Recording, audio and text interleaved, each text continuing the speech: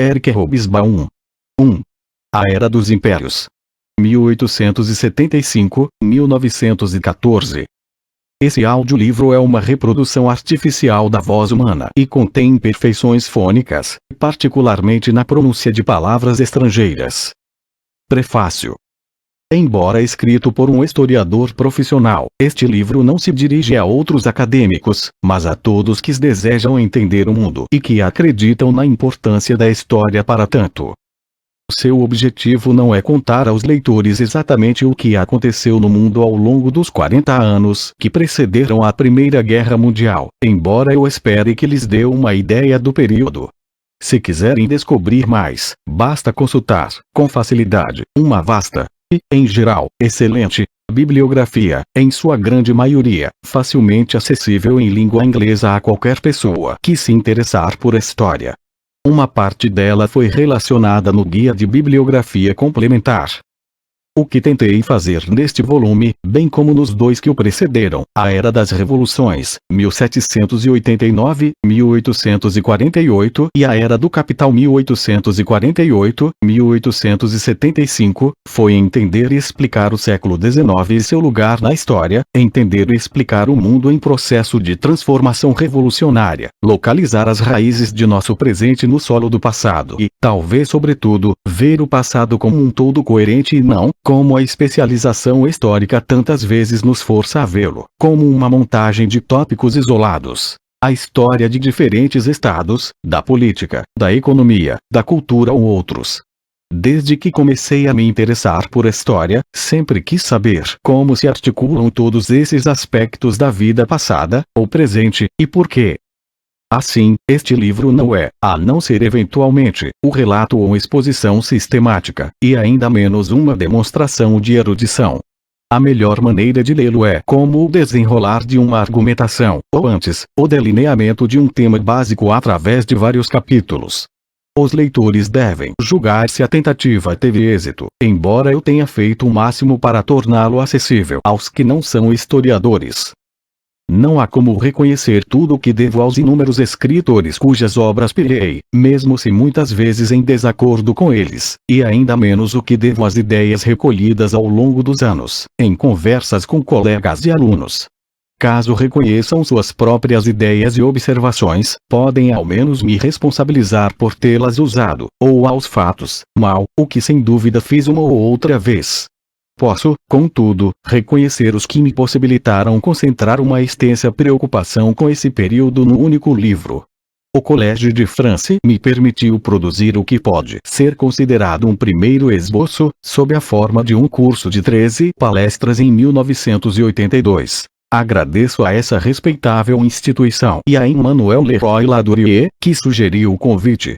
Oliver Wilmitrosti me concedeu uma bolsa, Emeritus Fellowship, em 1983-1985, o que me permitiu conseguir ajuda durante a pesquisa. A Maison de Ciências de l'Homme in Clemens Heller, de Paris, bem como o Foro de Institute for Development Economics Research da Universidade das Nações Unidas e a Fundação McDonnell me propiciaram algumas semanas de tranquilidade em 1986 para terminar o texto. Dentre as pessoas que me ajudaram na pesquisa, quero expressar meu particular agradecimento a Susan Skins, Vanessa Marshall e Doutora Jenna Park. Francis Askiel leu o capítulo sobre artes, Alan McKay os que abordam as ciências, Pat Tani o que trata da emancipação da mulher. E eles me preservaram de alguns erros, mas temo que não de todos. Andrés Schiffer leu o manuscrito inteiro como amigo e como exemplo do não especialista culto, a quem este livro se dirige. Durante muitos anos, dei aulas de História da Europa aos alunos do Birkbeck College, Universidade de Londres, e não sei se eu teria sido capaz de pensar a história do século XIX no contexto da história mundial sem essa experiência. Assim, este livro é dedicado a eles. Introdução. Memória é vida. Seus portadores sempre são grupos de pessoas vivas, e por isso a memória está em permanente evolução. Ela está sujeita à dialética da lembrança e do esquecimento, inadvertida de suas deformações sucessivas e aberta a qualquer tipo de uso e manipulação. Às vezes fica latente por longos períodos, depois desperta subitamente. A história é a sempre incompleta e problemática reconstrução do que já não existe. A memória sempre pertence à nossa época e está intimamente ligada ao eterno presente. A história é uma representação do passado. Pierre Nora, 1984. Não é provável que um mero relato do desenrolar dos acontecimentos, mesmo em escala mundial, resulte numa melhor compreensão das forças em jogo no mundo hoje, a não ser que, ao mesmo tempo, estejamos conscientes das mudanças estruturais subjacentes. O que precisamos, antes de mais nada, é de um novo quadro analítico e de novos termos de referência. É o que este livro procurará oferecer. Geoffrey Barraclough, 1964. 1. No verão de 1913, uma jovem se formou na escola secundária em Viena, capital do Império Austro-Húngaro. Ainda era uma façanha bastante incomum entre as moças da Europa Central. Para comemorar o acontecimento, seus pais decidiram presenteá-la com uma viagem ao exterior, e como era impensável que uma moça de família de 18 anos fosse exposta ao perigo e à tentação sozinha, procuraram um parente que conviesse. Felizmente, entre as várias famílias interligadas que haviam saído de várias cidades pequenas da Polônia e da Hungria nas gerações anteriores e avançado para o ocidente rumo à prosperidade e à educação, havia uma que fora mais bem-sucedida que a média. Tio Albert construíra uma rede de lojas no Levante, Constantinopla, Esmirna, Alepo, Alexandria.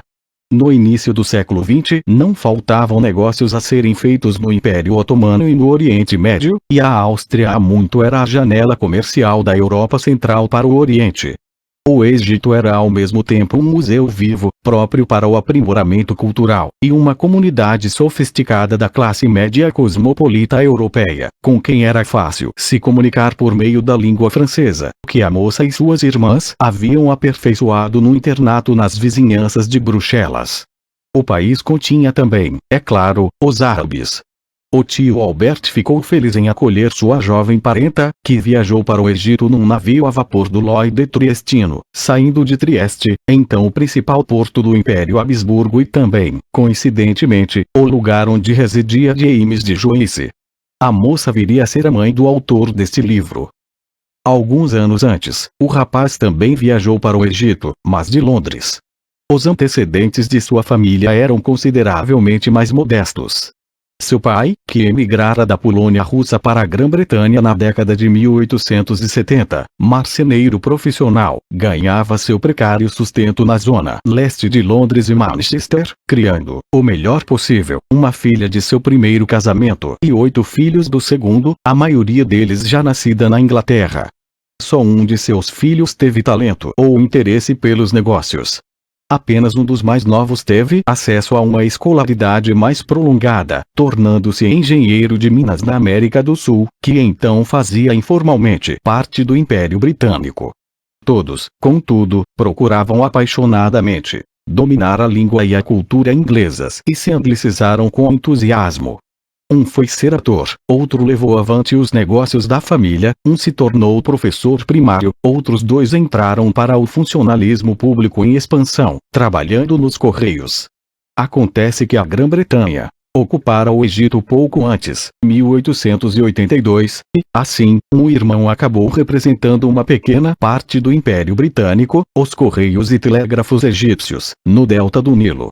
Ele sugeriu que o Egito conviria a mais um de seus irmãos, cujas principais qualificações para ganhar seu sustento lhe teriam sido muitíssimo úteis se ele não se visse realmente obrigado a ganhá-lo. Era inteligente, agradável, musical e um bom esportista versátil, além de pugilista peso leve de nível de campeonato. Na verdade, ele era exatamente o tipo de inglês que conseguiria e manteria um cargo no escritório de navegação muito mais facilmente nas colônias que em qualquer outro lugar.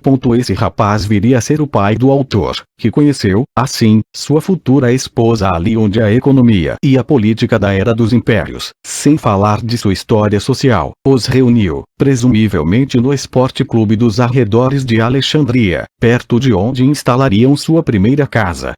É extremamente improvável que um encontro assim tivesse acontecido num lugar assim, ou que tivesse levado ao casamento entre 2 pessoas assim em qualquer outro período da história anterior ao abordado neste livro. Os leitores devem ser capazes de descobrir por quê. Entretanto, há um motivo mais sério para começar o presente volume com um fato autobiográfico. Para todos nós há uma zona de penumbra entre a história e a memória. Entre o passado como um registro geral aberto a um exame mais ou menos isento e o passado como parte lembrada ou experiência de nossas vidas. Para os seres humanos individuais, essa zona se estende do ponto onde as tradições ou memórias familiares começam, digamos, da foto de família mais antiga que o familiar vivo mais velho pôde identificar ou explicar, ao fim da infância, quando se reconhece que os destinos público e privado são inseparáveis e se determinam mutuamente. Eu o conheci um pouquinho antes do fim da guerra. Kennedy deve ter morrido em 1963, porque foi quando eu ainda estava em Boston. A extensão dessa zona pode variar, bem como a obscuridade e a imprecisão que a caracterizam. Mas sempre há essa terra de ninguém no tempo. É a parte da história cuja compreensão é mais árdua para os historiadores, ou para quem quer que seja. Para o autor, nascido quando a Primeira Guerra Mundial chegava ao fim e cujos pais tinham 33 e 19 anos respectivamente em 1914, a Era do Império fica nessa zona de penumbra. Mas isso não se aplica só aos indivíduos, mas também às sociedades. O mundo em que vivemos é ainda, em grande medida, um mundo feito por homens e mulheres que cresceram no período de que trata este livro, ou imediatamente antes. À medida que o século XX vai chegando ao fim, talvez isso esteja deixando de ocorrer, quem pode ter certeza? Mas sem dúvida era o caso durante os 2 primeiros terços de nosso século. Considere-se, por exemplo, a lista de nomes de personalidades políticas que devem ser contadas entre os que impulsionaram e deram forma ao século XX. Em 1914, Vladimir Ilyich Ulyanov, Lenin, tinha 44 anos, Joseph Vissarionovich Djugashvili, Stalin, 35, Franklin Delano Roosevelt, 30, J. Maynard Keynes, 32, Adolf Hitler, 25, Konrad Adenauer, construtor da República Federal da Alemanha no pós-1945, 38. Winston Churchill tinha 40, Mahatma Gandhi, 45, Jawaharlal Nehru 25, Mao Tse-tung 21, Ho Chi Minh 22, a mesma idade que Josip Broz Tito, e Francisco Franco Bahamonde, o general Franco da Espanha, 2 anos mais novos que Charles de Gaulle e 9 mais novos que Benito Mussolini. Considerem-se os significativos números no terreno da cultura. Uma amostra extraída de um Dictionary of Modern Thought, publicado em 1977, nos diz o seguinte: pessoas nascidas em 1914 e após 23%, pessoas ativas em 1880, 1914 ou adultas em 1914, 45%, pessoas nascidas em 1900, 1914, 17%, pessoas ativas antes de 1880, 15%. É patente que os homens e mulheres que elaboraram esse compêndio ainda consideravam, depois de transcorridos 3/4 do século XX, a Era dos Impérios como de longe a mais significativa na formação do pensamento moderno então em curso. Quer concordemos com sua avaliação ou não, esta é historicamente significativa. Assim, não são apenas os poucos indivíduos ainda vivos com uma vinculação direta aos anos anteriores a 1914 que enfrentam o problema de como olhar a paisagem de sua zona nebulosa particular, mas também, de modo mais impessoal, todos os que vivem no mundo da década de 1980, na medida em que sua forma foi moldada pela era que nos levou à Primeira Guerra Mundial. Não quero dizer que o passado mais remoto não tenha significado para nós, mas que suas relações conosco são diferentes. Ao lidarmos com períodos remotos, sabemos que os encaramos essencialmente como estranhos e distantes, mas como os antropólogos ocidentais empreendendo uma pesquisa sobre os povos montanheses de Papua. Se esses períodos estiverem muito distantes, geográfica, cronológica ou emocionalmente, podem sobreviver exclusivamente através das relíquias inanimadas dos mortos. Palavras e símbolos, escritos, impressos ou gravados, objetos materiais, imagens. Ademais, sendo historiadores, sabemos que o que escrevemos só pode ser julgado e corrigido por outros estranhos como nós, para quem, também, o passado é outro país. Partimos, por certo, dos pressupostos de nossa própria época, lugar e situação, inclusive da tendência a reler o passado nos nossos termos, a ver o que ele nos preparou para discernir e apenas o que nossa perspectiva nos permite reconhecer. Não obstante, vamos lançar mão das ferramentas e materiais habituais de nosso ofício, trabalhando em arquivos e outras fontes primárias, lendo uma enorme quantidade de literatura secundária, abrindo nosso caminho através dos debates e desavenças acumuladas de gerações de nossos predecessores, dos modos e fases mutáveis da interpretação e interesse, sempre curiosos, sempre, esperemos, fazendo perguntas. Mas o único obstáculo com que nos deparamos são outros contemporâneos nossos discutindo, como estranhos, sobre um passado que não é mais parte de memória.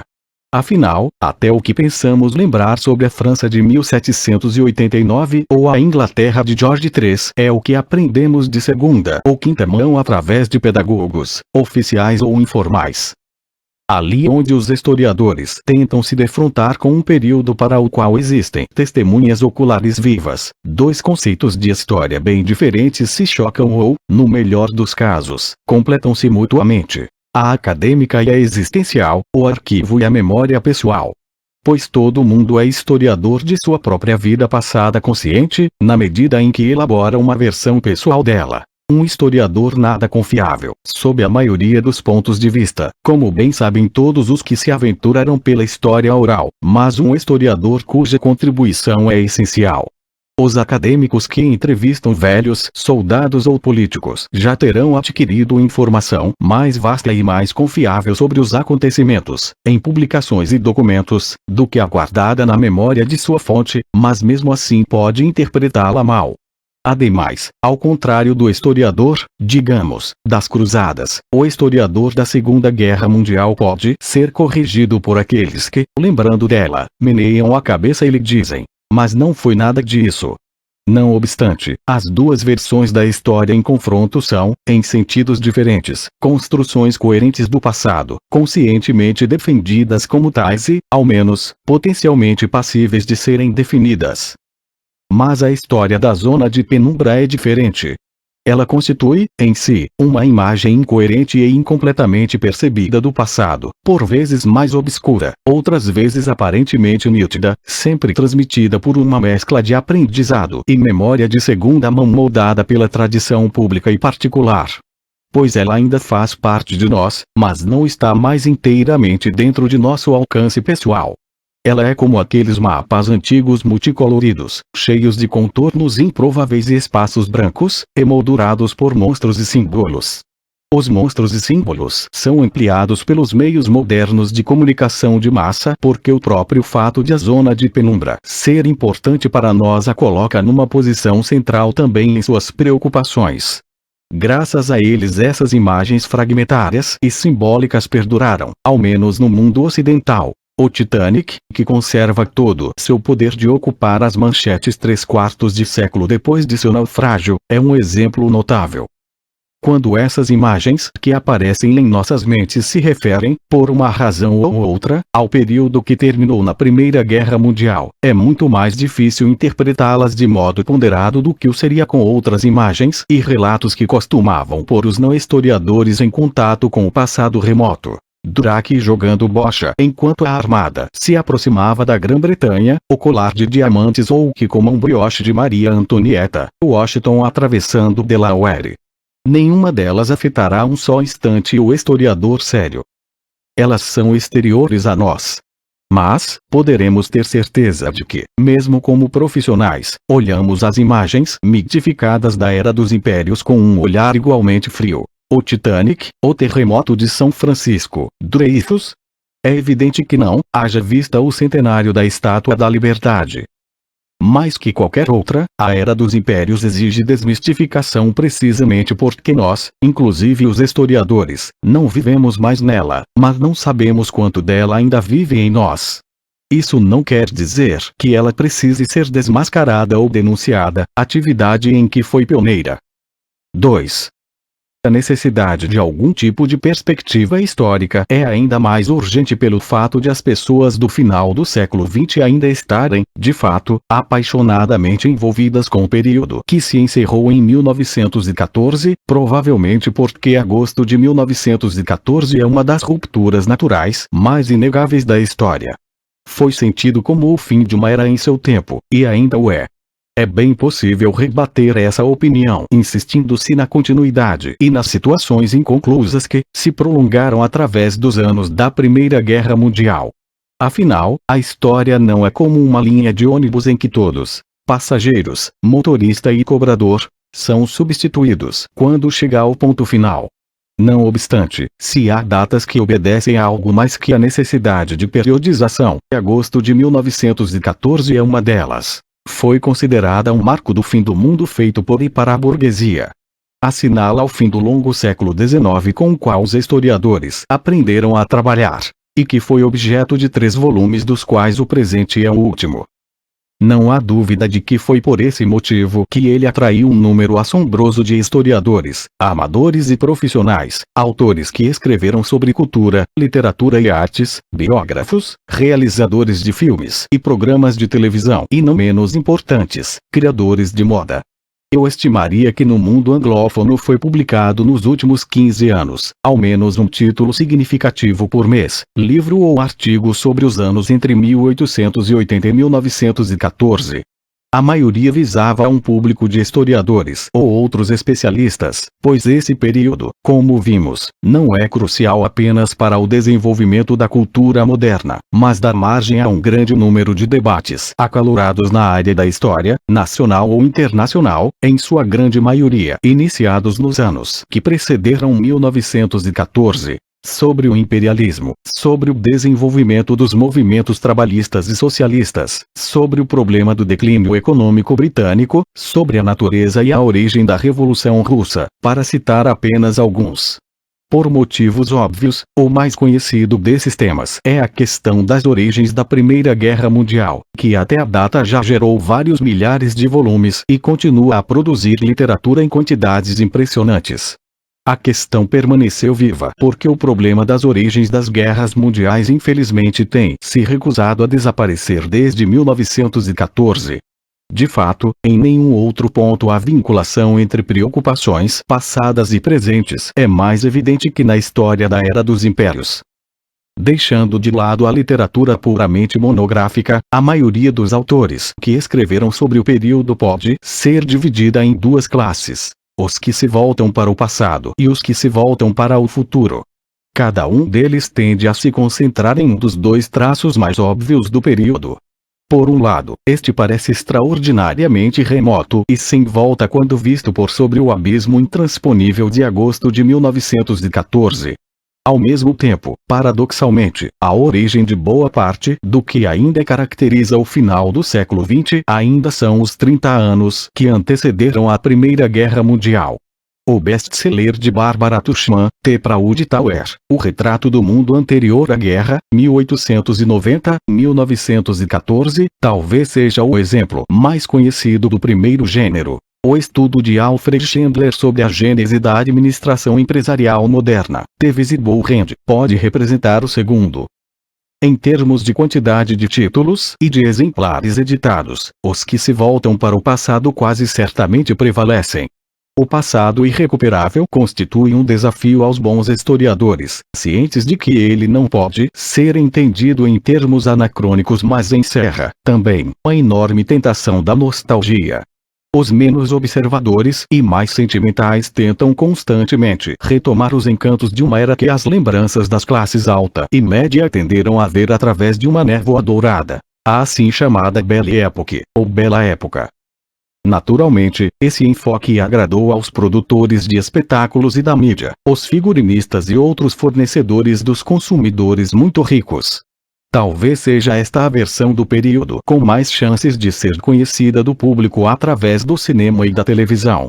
Ela é totalmente insatisfatória, embora sem dúvida capte um aspecto altamente visível do período que, afinal de contas, introduziu termos como plutocracia e classe ociosa no discurso público. Pode-se Debater sobre se essa abordagem é mais ou menos inútil que a dos autores ainda mais nostálgicos, porém intelectualmente mais sofisticados, que esperam provar que o paraíso perdido poderia não ter sido perdido, se não fosse por erros evitáveis ou acidentes impossíveis de prever, sem os quais não teria havido guerra mundial, revolução russa ou qualquer dos acontecimentos considerados responsáveis pela perda do mundo anterior a 1914. Outros historiadores estão mais preocupados com o oposto dessa grande descontinuidade, com o fato de boa parte do que continua sendo característico de nossa época ter sua origem, às vezes muito súbita, nas décadas que precederam 1914. Eles procuram essas raízes e antecipações de nossa época, que, de fato, são óbvias. Na política, os partidos trabalhistas e socialistas que governam ou lideram a oposição na maioria dos estados da Europa Ocidental são filhos da era de 1875 a 1914, bem como outro ramo de sua família, os partidos comunistas que dirigem os regimes da Europa Oriental. De mesma filiação são as políticas de governos eleitos por voto democrático, o partido de massa moderno e o sindicato operário de massa organizado a nível nacional, bem como a legislação moderna relativa ao bem-estar social. Com o nome de modernismo, a avant-garde desse período dominou a maior parte da produção cultural erudita do século XX. Mesmo hoje, quando algumas avant-gardes ou outras escolas já não aceitam essa tradição, elas ainda se definem nos termos daquilo que rejeitam, pós-modernismo. Enquanto isso, a cultura da vida cotidiana ainda é dominada por três inovações desse período: a indústria publicitária em sua versão moderna, os modernos jornais e revistas de circulação de massa e, diretamente ou através da televisão, a fotografia em movimento ou filme. A ciência e a tecnologia podem ter percorrido um longo caminho de 1875, 1914 a nossos dias, mas nas ciências há uma continuidade evidente entre a era de Planck, Einstein e do jovem Niels Bohr e a atual. No que tange à tecnologia, os automóveis movidos a gasolina que percorrem as ruas e as máquinas voadoras, que surgiram, no período que estudamos, pela primeira vez na história, ainda dominam nosso cenário urbano e rural. As comunicações por telefone, por telégrafo e sem fio, inventadas à época, foram aperfeiçoadas, mas não superadas. É possível que, vistas retrospectivamente, as derradeiras décadas do século XX não sejam mais vistas como cabendo no quadro estabelecido antes de 1914, mas na maioria das vezes este ainda servirá de referência. Mas não é suficiente apresentar a história do passado nesses termos.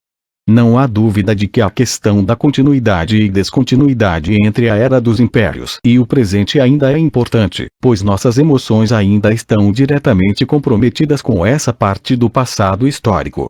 Não obstante, do ponto de vista do historiador, continuidade e descontinuidade, consideradas isoladamente, são questões de pouca monta.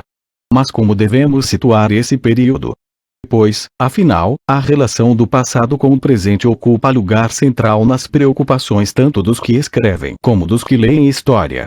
Ambos querem, ou deveriam querer, entender como o passado se tornou o presente, e ambos querem entender o passado. E o maior obstáculo para tanto é o fato de este não ser igual ao presente.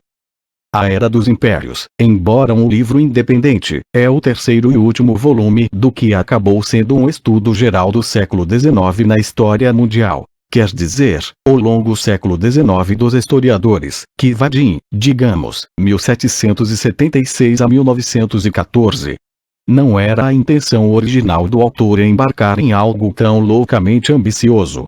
Mas existe coerência entre os três volumes, escritos com intervalos de anos e, à exceção do último, não concebidos intencionalmente como partes de um projeto único, na medida em que partilham de uma convicção comum quanto ao que foi o século XIX. E já que essa concepção comum conseguiu interligar a Era das Revoluções à Era do Capital, e ambos, por sua vez, à Era dos Impérios. E espero que sim, ela também deve ajudar a relacionar a Era dos Impérios ao que veio depois dela. O eixo central em torno do qual tentei organizar a história do século foi, basicamente, o trunfo é a transformação do capitalismo na forma historicamente específica de sociedade burguesa em sua versão liberal. A história começa com a dupla e decisiva irrupção da primeira revolução industrial, na Grã-Bretanha, que estabeleceu a capacidade ilimitada do sistema produtivo, criado pelo capitalismo, em promover crescimento econômico e penetração mundial, e da Revolução Política Franco-Americana, que estabeleceu os modelos dominantes das instituições públicas da sociedade burguesa, completadas pela emergência praticamente simultânea de seus sistemas teóricos mais característicos e interrelacionados, a economia política clássica e a filosofia utilitarista. O primeiro volume desta história, A Era das Revoluções 1789-1848, está estruturado em torno desse conceito de revolução dual.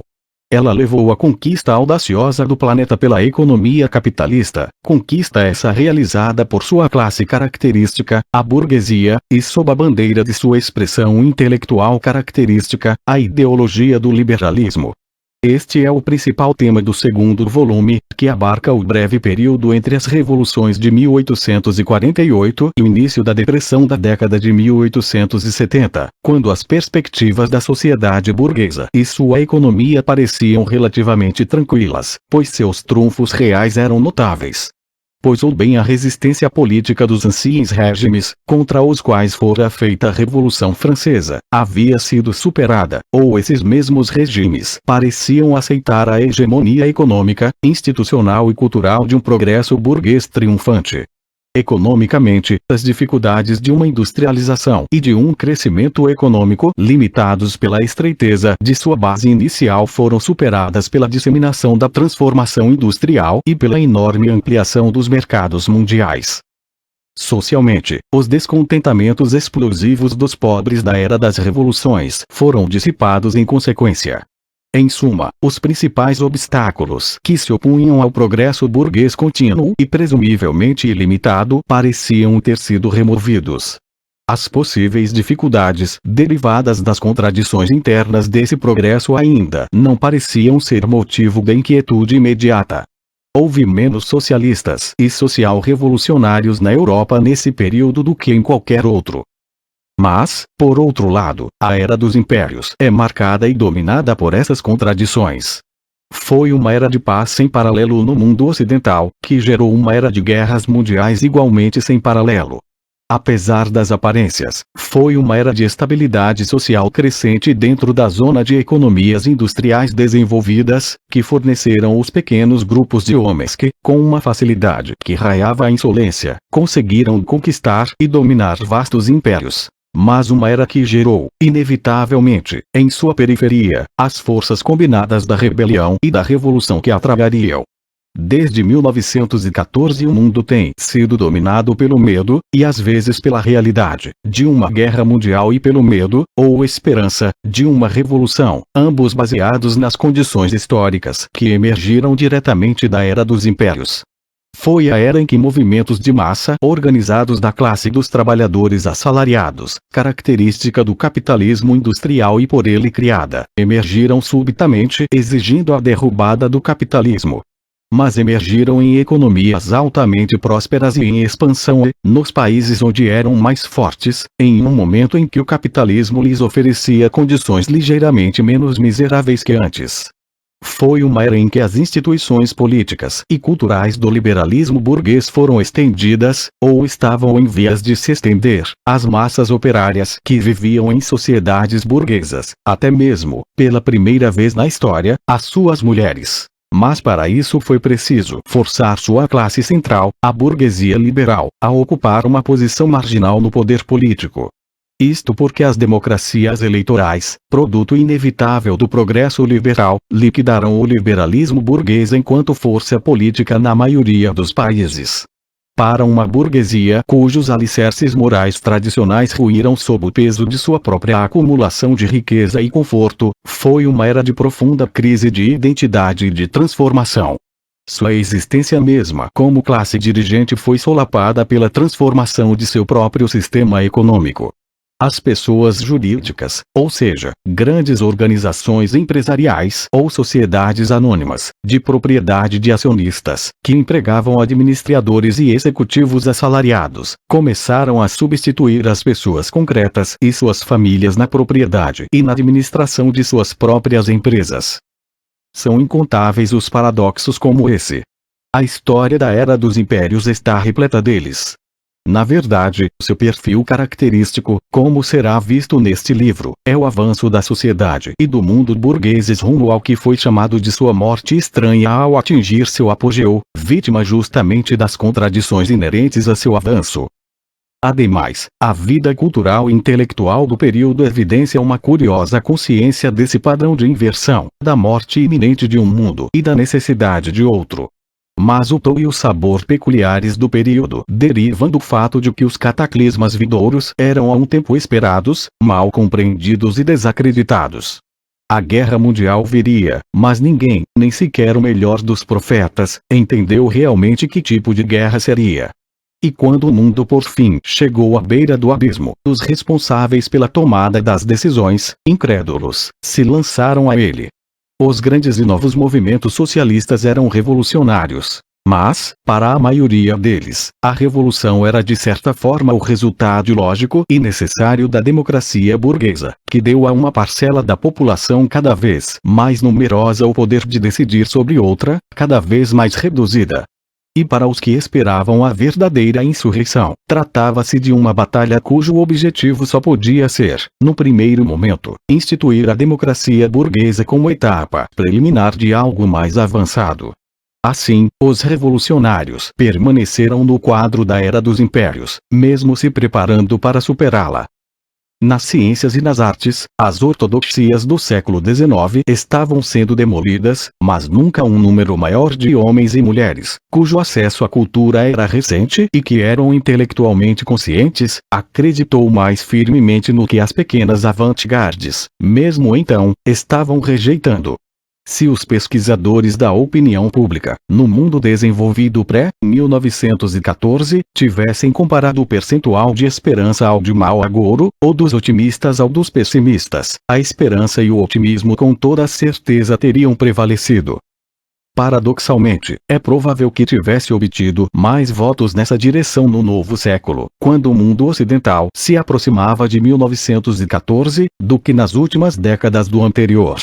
Mas, é claro, esse otimismo incluía não só os que acreditavam no futuro do capitalismo, mas também os que aguardavam, esperançosos, sua superação. O padrão histórico de reversão em si, de desenvolvimento que solapa seus próprios alicerces, não tem nada de novo ou peculiar nesse período em relação a qualquer outro. É assim que as transformações históricas endógenas operam. Continuam operando assim. Peculiar ao longo século XIX é o fato de as forças titânicas e revolucionárias desse período, que transformaram o mundo a ponto de torná-lo irreconhecível, terem sido conduzidas por um veículo específico, historicamente peculiar e frágil. Exatamente como a transformação da economia mundial se identificou, durante um período crucial, porém necessariamente breve, a sorte de um único estado de porte médio, a Grã-Bretanha, o desenvolvimento do mundo contemporâneo se identificava temporariamente ao da sociedade liberal burguesa do século XIX. A própria extensão na qual as ideias, valores, pressupostos e instituições a ela associados pareceram triunfar na era do capital indicam a natureza historicamente transitória desse triunfo. O presente livro estuda um momento histórico em que ficou claro que a sociedade e a civilização criadas por e para a burguesia liberal ocidental representavam não a forma permanente do mundo industrial moderno, mas apenas uma fase de seu desenvolvimento inicial.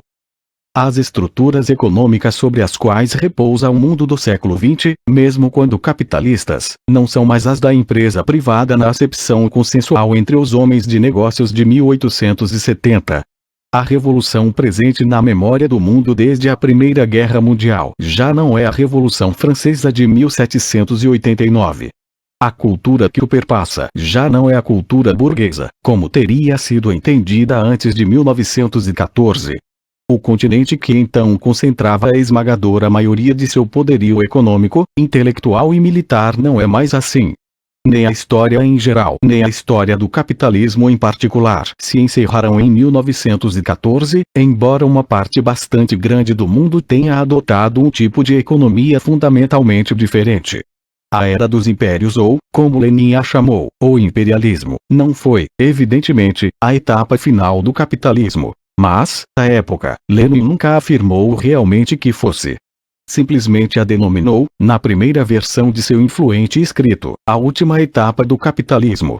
E, contudo, é compreensível que observadores, e não apenas observadores hostis à sociedade burguesa, tenham sentido a era da história mundial em que eles viveram nas últimas décadas anteriores à Primeira Guerra Mundial como algo mais que apenas outra fase de desenvolvimento.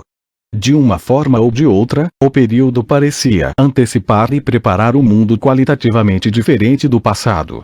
E assim acabou sendo a partir de 1914, mesmo se não da maneira esperada ou prevista pela maioria dos profetas.